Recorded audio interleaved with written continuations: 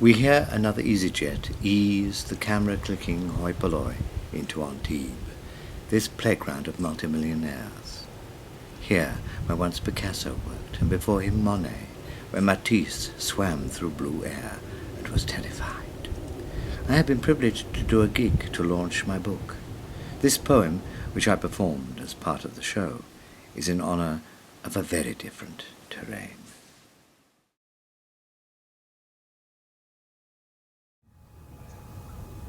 What's in a name?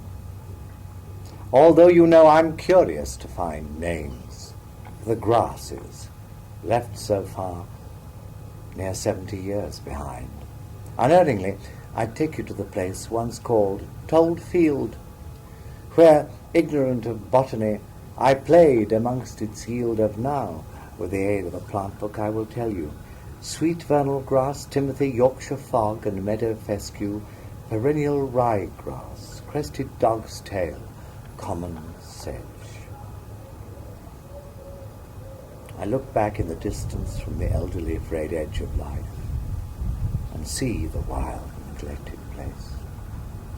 Gone, of course. That stream I damned, I haven't left a trace. The grasses, mounds of unbuilt stones, the dandelions, the stream, the ditch, all flattened. There's a fenced brick school, an asphalt playing pitch. The Doomsday Book says Bradford's Vale was nothing but a waste, a Norman waste, because Bradford folk were not at Norman's taste. Times past was owned by knights and kings and even John of Gaunt. Such is the history of this scrap of England, which my verses haunt.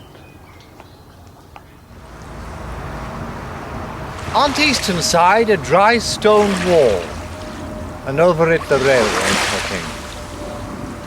Bradford Dye Works, to allotments, and Bowling Park abutting.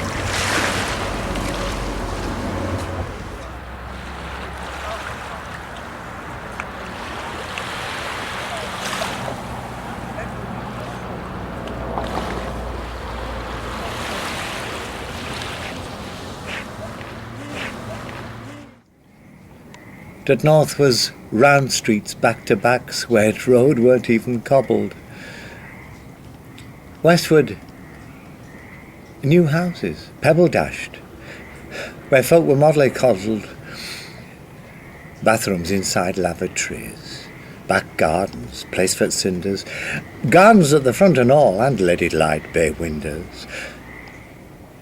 Southwards, cricket field, almshouses, and then Bowling Junction.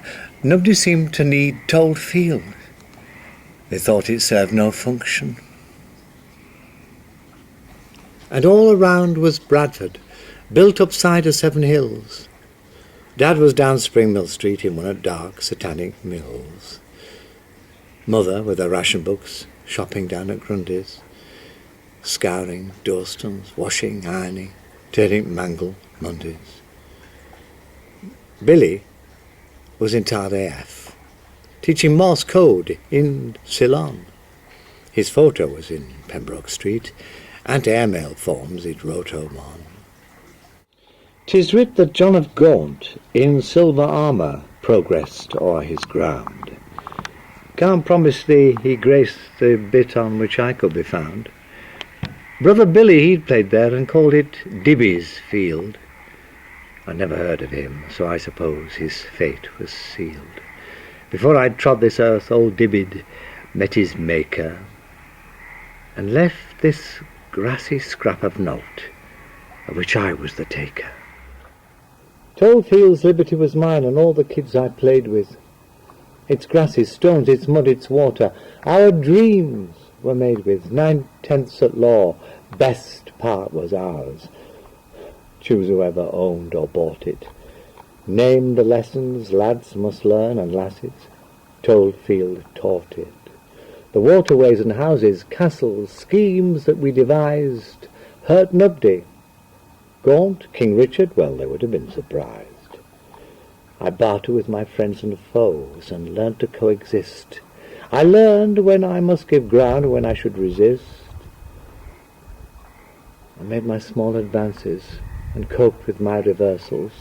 A marvellous convenient place for all my first rehearsals of what to do with liberty, how recognize its bounds. It cost us naught, its value I can never count in pounds. I'll seek some scrap of ancient waste that no one seems to need. I'll play and learn and laugh and build and blow the clock in seed. Though through the grasses I may glimpse the scythe, the time's grown less, I'll cry and beat the bounds anew when I will make redress. Oh, go prepare ye garlands, sweet vernal grass in bunches wheeled, let brass and drum and cymbals sound in honour of Told Field.